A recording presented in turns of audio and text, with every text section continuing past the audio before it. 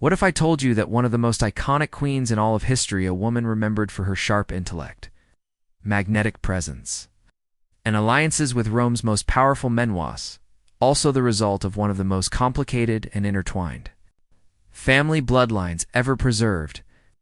Cleopatra VII's heritage wasn't a family tree in any ordinary sense. It didn't branch outward with new roots. Instead, it twisted in on itself, looping through centuries of sibling marriages and repeated unions within the same dynasty.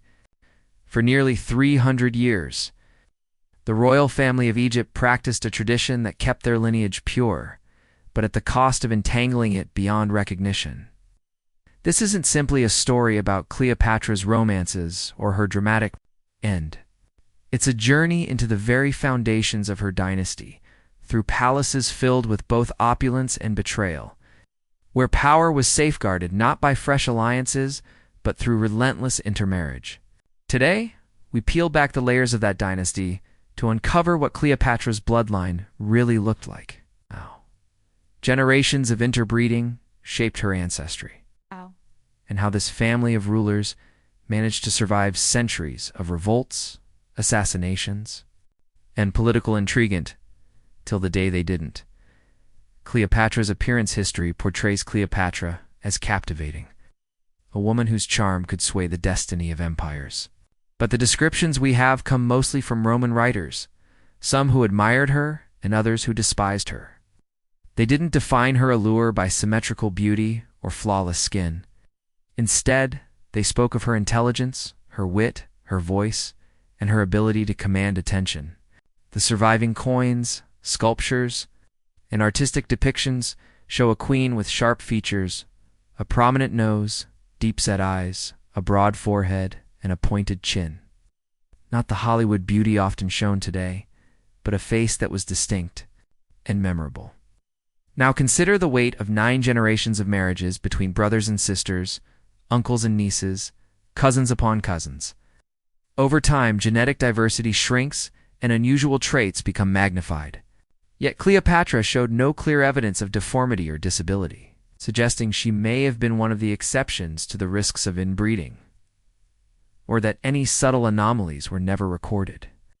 In a court filled with relatives who all shared strikingly similar features, Cleopatra may have stood out as unique simply because of the context of her family. And if ancient artists idealized her image by smoothing imperfections, then what survives today may be part reality, part artistic illusion. Cleopatra's origins. To trace Cleopatra's ancestry, we can't begin in Egypt. We must return to Macedon in northern Greece. After Alexander the Great carved out an empire stretching across 3 continents, his sudden death left his generals scrambling for control. Among them was Ptolemy, Alexander's trusted companion, who seized Egypt and declared himself pharaoh. Unlike Egypt's native rulers, the Ptolemies governed as outsiders, maintaining their Greek language, customs, and gods while ruling the Nile Valley. To keep their dynasty unbroken, they turned inward, marrying sisters, nieces, and cousins, generation after generation. This practice became a defining feature of the Ptolemaic dynasty. The tradition of sibling marriage to us, sibling marriage, feels unthinkable. But in ancient Egypt, it was seen as divinely justified. Pharaohs were regarded as gods on earth, and keeping the bloodline within the family preserved this aura of divinity. By refusing to marry outsiders, they prevented rival families from gaining influence. For Cleopatra's ancestors, marrying a sibling or niece was not a scandal, it was political necessity.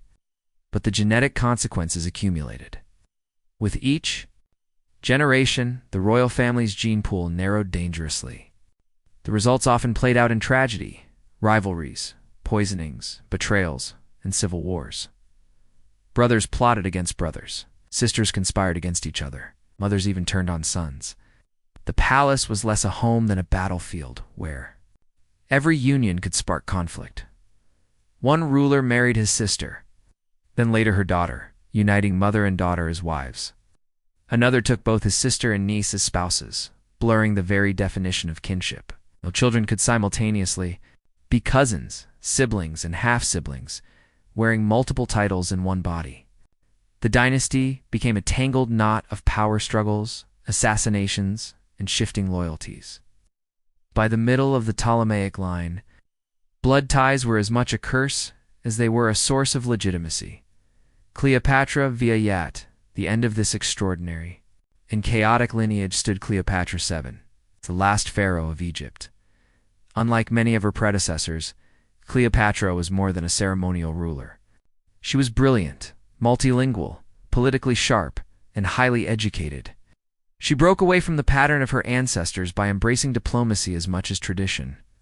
While she did marry her brothers in accordance with custom, she forged her true power through alliances with Julius Caesar and later Mark Antony.